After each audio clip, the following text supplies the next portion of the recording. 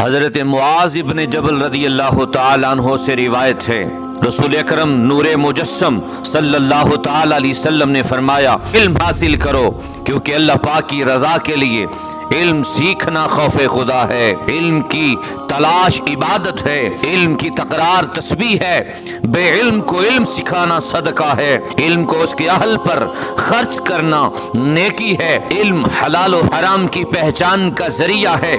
علم اہل جنت کے راستے کا نشان ہے، علم باعث راحت ہے، علم رفیق سفر ہے، علم تنہائی کا ساتھی ہے، علم تنگ دستی اور خوشحالی میں رہنما ہے، علم دشمنوں کے مقابلے میں ہتھیار ہے، علم دوستوں کے نزدیک زینت ہے۔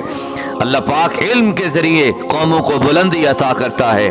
اللہ پاک علم کے ذریعے قوموں کو امام بنا دیتا ہے، پھر ان کی پیروی کی جاتی ہے، علماء کی رائے کو حرف آخر سمجھا جاتا ہے، فرشتے علماء کی دوستی میں رغبت کرتے ہیں، علماء کے لیے ہر خشک و تر یہاں تک کہ سمندر کی مچھلیاں، خشک کے جانور سب دعائے مغفرت کرتے ہیں۔ علم دل کی زندگی ہے، علم اندھیرے میں آنکھوں کا نور ہے، علم کے ذریعے بندہ اولیاء کرام کی منازل کو پا لیتا ہے، علم عمل کا امام ہے، عمل علم کے تابع ہے، خوش نصیبوں کے دل میں علم ڈال دیا جاتا ہے اور جبکہ بدبختوں کو علم سے محروم کر دیا جاتا ہے۔ ہمارے آقا و مولا مدنی مکی مصطفیٰ صلی اللہ علیہ وسلم نے فرمایا، جو بندہ دین کی سمجھ بوجھ حاصل کرتا ہے اللہ پاک اس کے غموں کو پریشانیوں کو کافی ہو جاتا ہے، اسے ایسی جگہ سے رزق عطا کرتا ہے جہاں سے اس کا گمان بھی نہیں ہوتا۔ اے عاشقان مصطفیٰ،